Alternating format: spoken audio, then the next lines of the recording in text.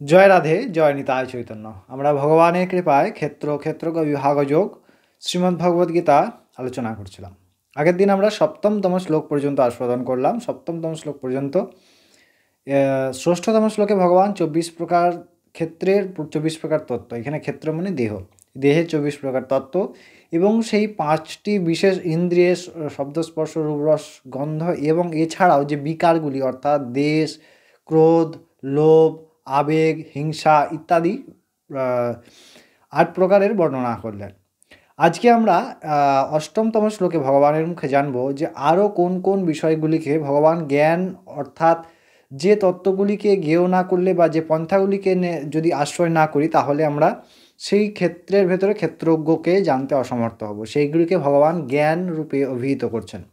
কোন কোন বিষয়গুলি বা কোন পদগুলি অবলম্বন করার কথা ভগবান বলছেন আমরা এই শ্লোকে অর্থাৎ অষ্টম শ্লোকে ভগবানের শ্রীমুখ থেকে আস্বাদন করব।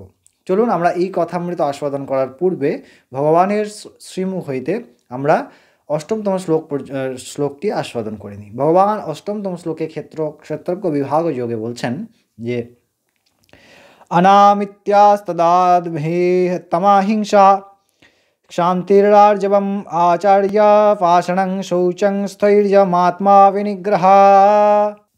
ভগবান বললেন নামিত্ব অর্থাৎ আমিত্ব, অহম এ পুষ্টি বিধান অর্থাৎ আমার মধ্যে দম্ভ আছে বা আমি করতে পারি এই প্রকার ভাবনা থাকা, সংযমশীল হয়া, ধৈর্যবান হয়া, আত্মসংযম, ধৈর্য, স্থির, সারল্য এবং আচার্য সেবা, এবং আরও বললেন দম্ভভাব না থাকা এবং অহিংসা এবং ক্ষমা।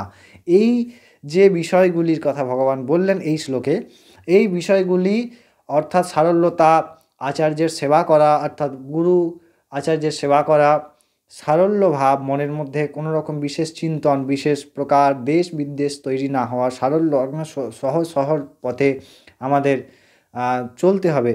অর্থাৎ এই যে প্রকার তত্ত্বগুলি ভগবান বর্ণনা করলেন অষ্টম শ্লোকে সম্পূর্ণ, আর এই যে তত্ত্বগুলি বা এই যে পন্থাগুলি এগুলো তত্ত্ব না, এগুলি পন্থা। এই পন্থাগুলি যখন আমরা মেনে চলবো তখনই আমরা সেই ক্ষেত্রের ভিতরে ক্ষেত্রকে তো জানতে পারবো, এই যে ক্ষেত্রজ্ঞের থেকে আলাদা, এবং সেই ক্ষেত্রের বিশেষ বিভাজনগুলোও আমরা জানতে পারবো। তার ভেতরে তত্ত্ব, প্রত্যেকটি দেহে স্থূল সূক্ষ্ম কারণ এবং তার যে বিকার এর থেকে আলাদা হয় আমি ব্রহ্মস্বরূপ বা আমি শুদ্ধ ভগবৎ স্বরূপ, এইটার জ্ঞান হবে। এই জন্যই ভগবান এই জ্ঞানগুলি প্রদান করলেন অষ্টমতম শ্লোকে।